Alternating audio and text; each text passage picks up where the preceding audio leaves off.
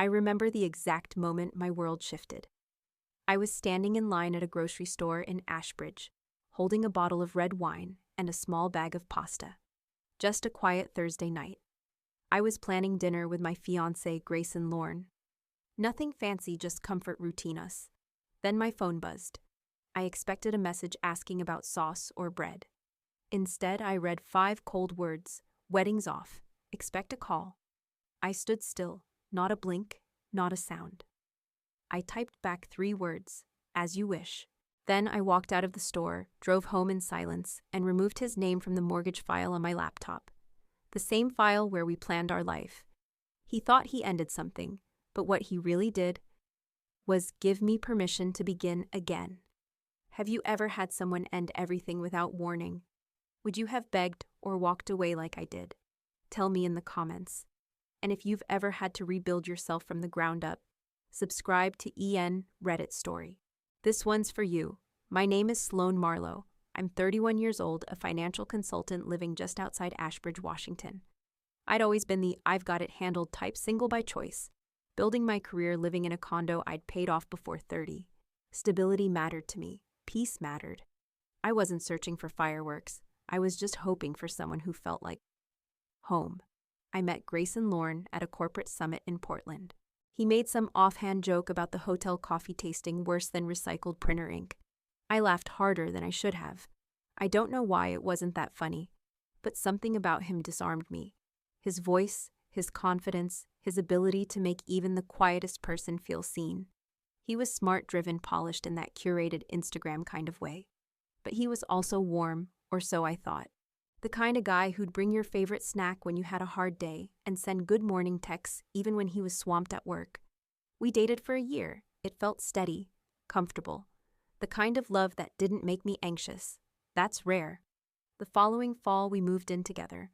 The next spring, he proposed with a ring that wasn't flashy but was exactly my style. Our families were thrilled. His dad, Ambrose, gave a heartfelt toast about how proud he was to welcome me into their family. My friends said we looked like a catalog couple. I didn't care about any of that. I just wanted real. Grayson and I started house hunting soon after. He fell in love with a development outside the city, modern builds, floor-to-ceiling windows, smart everything. It feels like us, he said. I wasn't so sure, but I wanted him to be excited. I used my annual bonus as the bulk of the down payment. He promised we'd split the mortgage. We even filled out the application together, though I was listed as the primary. It was my idea, just in case, I said. He handled the interior planning, chose the color of the guest room walls, ocean slate, told his parents they'd have their own space when they visited. We even joked about names for the dog we hadn't adopted yet. At the time, it felt real, solid. I remember thinking, maybe this is it. Maybe I don't have to carry everything alone anymore. Looking back, I see the cracks. He started working late, missed a few dinners, texted less. It's just the quarter-end crunch, he'd say. Don't overthink it, babe. So I didn't. I didn't want to become that woman, the one who checks his phone, who second-guesses every change in tone. I'd spent too long learning to trust, and I'd finally given that trust to someone I thought would protect it. I was wrong, but here's the truth. Love doesn't unravel all at once. It tears slowly. A fray here, a snag there, until one day there's nothing left to hold on to. The night he sent that message, 5 words that split my life clean in half, I realized something. Grayson didn't break me. He revealed me. And I would never go back to who I was before. I didn't cry, not that night. Not the next morning either. Instead, I made coffee, sat on the couch in my sweatshirt from college, and stared at my laptop screen. Then, without a single dramatic gesture, I opened the mortgage application and removed Grayson's name. Just like that, I didn't tell anyone. Not even Jenna, my best friend since freshman year. I wasn't ready for the pity or the what happened looks. I wanted to sit in the silence a little longer, because in that silence something strange happened. I started to breathe again. 2 days later, I got the first email. Subject line: urgent real estate concern, Lorne Marlowe property application. It was from a law firm I'd never heard of. A man named Bradley Knox, representing the interests of Mr. Grayson Lorne, wanted clarification about the mortgage status. They were concerned about my sudden withdrawal and were hoping to rectify the situation. Rectify? I laughed. He ended our engagement with a text. and now he wanted to rectify things I didn't reply. I didn't need to. My name was the only one on the deposit, and I knew how to read contracts. More emails followed, then phone calls. I let them go to voicemail. Each message sounded more anxious than the last. Then Jenna called. "Sloan, I just got off the phone with Grayson." I froze. What he called me out of nowhere. Said you were being vindictive. That you were sabotaging the house to hurt him. I blinked. Did he happen to mention how he broke off our engagement with a 2-line text message silence on the line? Then Jenna sighed. No, of course he didn't. He just sounded like a mess. That was Grayson's gift. He was always so good at spinning stories, just enough truth to sound believable, just enough charm to make people question their own instincts. But I wasn't the only one who saw through it. Later that night, I got a message request on Instagram. It was from Landon Lorne Grayson's younger cousin. We'd barely spoken at family holidays. He always seemed like the quiet one sitting in the corner watching everything. His message read, "Hey Sloan. I just wanted to say, I'm sorry. You didn't deserve that. Also, I probably shouldn't say this, but maybe ask him about Camille." My stomach twisted. Camille Drayton. I knew the name. She worked in Grayson's office. I'd met her once at a Christmas party. Confident, overly friendly. Smiled a little too long at him. I remembered that. I remembered thinking, don't be petty, don't be jealous. I should have listened to my gut. I opened Grayson's Instagram. His profile was private, but the tagged section wasn't. I scrolled. There it was. A photo from a friend's birthday dinner. Grayson sitting next to Camille. Her arm draped lightly over his. Leaning close, and he wasn't leaning away. The caption read, "Work fam." That same weekend he told me he had food poisoning. I'd made him tea, ran to the pharmacy for ginger chews. He kissed my hand and said I was the best. The betrayal didn't hit all at once. It came in waves, the tea, the text, the lies. That was the moment something inside me shifted. The ache didn't disappear, but it changed. It sharpened, hardened, focused. I wasn't going to chase closure. I already had what I needed. I had clarity. And now I was going to protect myself. Quietly, precisely, without mercy. I didn't sleep that night. Not out of heartbreak, out of calculation. I sat at my dining table, lit only by the glow of my laptop, pulling up every joint account, every digital trail Grayson and I had ever shared. Bank statements, shared drives, wedding vendor emails, mortgage docs, everything. I printed copies, backed up files, took screenshots. Then I created a folder on my desktop. Named it Just In Case, not because I wanted revenge, but because I finally understood what kind of person I was dealing with. Grayson wasn't just someone who bailed when things got real. He was someone who planned his exit and hoped you were too distracted to notice. I opened the wedding fund account. We'd both agreed to contribute. But when I reviewed the transactions, every deposit was mine. $12,000 from my bonus. Grayson hadn't added a dime. I didn't push it at the time. He'd said I'll handle the honeymoon later. Now I knew why. That morning I called someone I hadn't spoken to in over a year. Vivian Keats, my old roommate from grad school. She was now a corporate attorney in Boston. I texted her just one line. "You once said if I ever needed a shark in my corner, you'd be there. I'm calling it in." She responded in under 5 minutes, start from the top. And I did. The message, the house, the silence, the lawyer, Camille, the money. Vivian didn't interrupt once. When I finished, she said, "He's betting on you staying quiet. So we don't stay quiet. We build a file." That night she connected me with someone local, Rowan Bell, a sharp clinical litigator in Ashbridge. Rowan didn't ask how I was feeling. She asked, "What do you want?" I paused, then told the truth. I don't want revenge. I want clarity, clean exit. No legal tricks, no debt. And I want him to know I'm not afraid. She nodded once. Done. The next morning she drafted a formal letter to Grayson's legal team. It was sharp, cold, beautiful. It stated clearly, I denied all shared mortgage ownership until legally proven. I was sole contributor to the wedding fund. No further withdrawals were authorized. Any attempt to access or move funds would be treated as theft. Any further emotional or reputational damage via false narratives would trigger a defamation countersuit. And then one final clause, Grayson was to disclose full financial records, including any expenditures made using my funds within 10 business days. It was brutal, but fair. I signed it. Rowan sent it. 3 hours later, my phone buzzed again. Voicemail from Grayson, his voice wavering, almost choked. Sloan, I didn't mean for this to happen. I panicked. I didn't know how to talk to you about it. Please don't think I wanted to hurt you. I deleted it. That wasn't regret. That was fear. He saw the letter. He realized I wasn't just walking away. I was walking away armed. And for the first time, Grayson Lorne had no control. He couldn't charm this away, couldn't twist the story, couldn't make me question my own memory. I wasn't begging, I wasn't bargaining.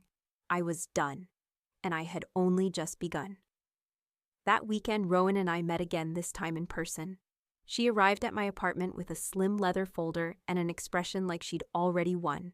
We spread everything out on the table: wedding fund statements, mortgage withdrawal documents, screenshots of every email, the message from Landon, the photos of Grayson and Camille, even the text Grayson had sent to mutual friends attempting to spin a new version of our story. He's already rewriting it, I said quietly.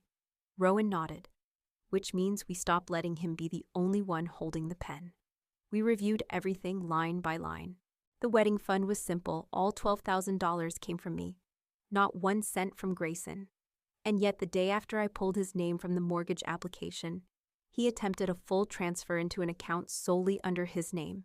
The bank had blocked it. Thank God, Rowan's voice was steel when she spoke. This isn't a breakup. This is attempted financial theft. An attempted fraud. Let's treat it like that.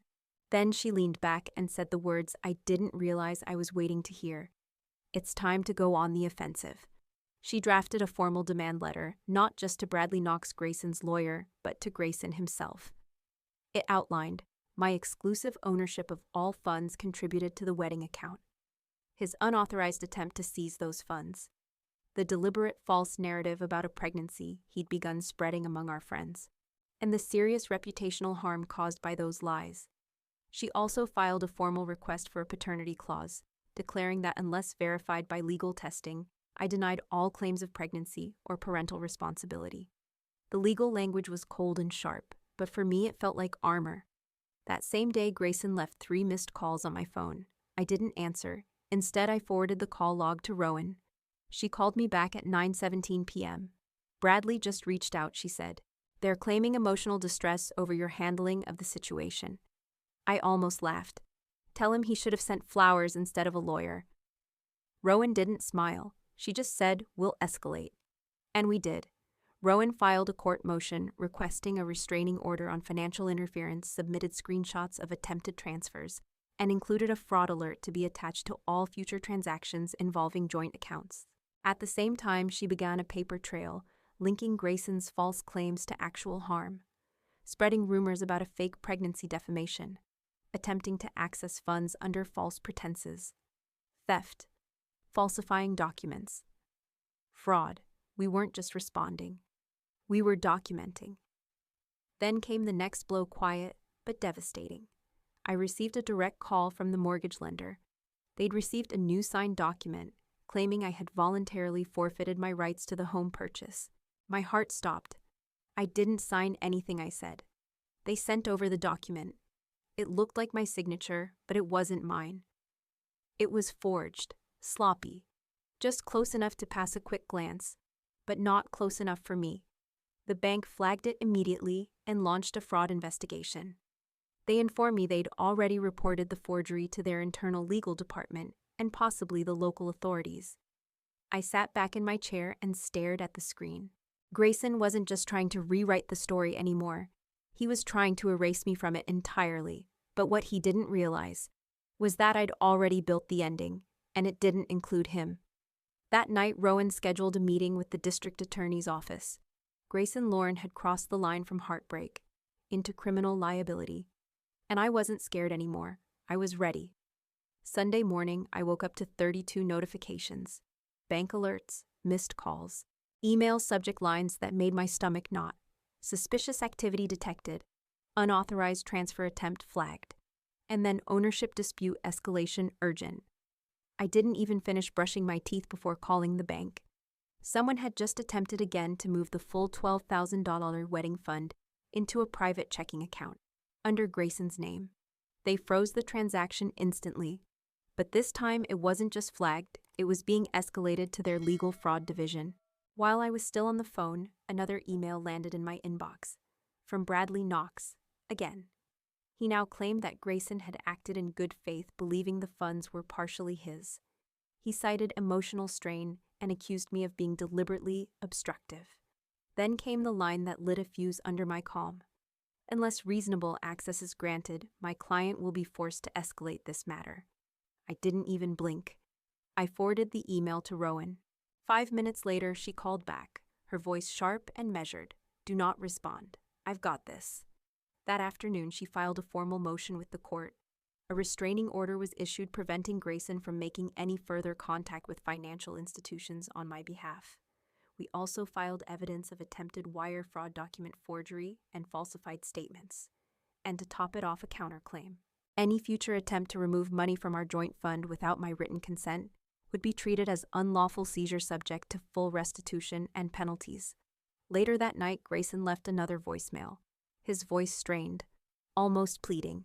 Sloan, I didn't want this to turn into a war. You shut me out. I didn't know what to do. I deleted it without finishing. Because this wasn't panic, it was damage control. Grayson thought I'd stay quiet, thought I'd spiral, thought I'd beg. But I wasn't the woman he left anymore. I was the woman who watched him burn his own story down. Tuesday morning, Jenna called again. This time, her voice shook. You need to know something, she said. Grayson, he's been telling people you're pregnant. I stood completely still. What he told Camille, his sister, a few of his friends, said that's why he ended things, that you were trying to trap him into marriage. I couldn't speak. My chest tightened like a vice. We hadn't even been intimate in over 2 months. I had believed him when he said, let's save the spark for the honeymoon. Turns out he'd been saving it for someone else. Now he was building a narrative where he was the victim and I was the manipulator. That's when I realized. He wasn't just trying to take my money, he was trying to take my reputation. I called Rowan. We need to file a defamation clause, I said. And something stronger, a public declaration denying all pregnancy claims. She didn't hesitate, already drafting it. By that afternoon, another letter went out. It read, until verified by legal paternity testing. My client denies all claims of pregnancy or parental responsibility. Any public statement suggesting otherwise will result in immediate legal action, including but not limited to charges of reputational defamation, emotional harm, and medical privacy violation. Sharp, direct, final. But it still didn't stop him. Friday came with a new blow. The mortgage lender called again. This time it wasn't about a transfer. It was about a signed document digitally submitted stating I had forfeited my legal claim to the home voluntarily. My heart pounded. Send it to me, I said. When I opened the PDF, my blood ran cold. My name was there, my signature, but it wasn't mine. He had forged it again. This wasn't a man unraveling. This was a man strategizing, lying, building false trails, committing felony-level fraud to take what I had built. I sent the file to Rowan. That night, she looped in the district attorney's office. This isn't personal anymore, she told me. It's criminal. And for the first time in weeks, I smiled. It's been a year, 12 months since the text, since the forged documents, since the lies that tried to rewrite me. The case never went to court. After the mortgage lender's fraud investigation, after Rowan submitted the handwriting analysis and audit logs, Grayson's lawyer went quiet, completely silent. They settled. He signed an official withdrawal from the mortgage, returned the remaining balance from the wedding fund after facing felony-level charges. He never apologized. And honestly, I didn't need him to, because by then, I didn't care. I had already moved on, mentally, emotionally, legally. I bought the house on my own. The title is in my name. So is the deed. I painted the guest room in a soft gray, not the ocean slate Grayson once insisted on. I hung my own art, adopted a dog, named her Olive. She's clever, loyal, smarter than Grayson ever was. I don't follow him on social media. But Jenna told me Camille left him 3 months after it all came crashing down. Apparently, she cited emotional instability and financial red flags. Funny how the truth always finds a way through.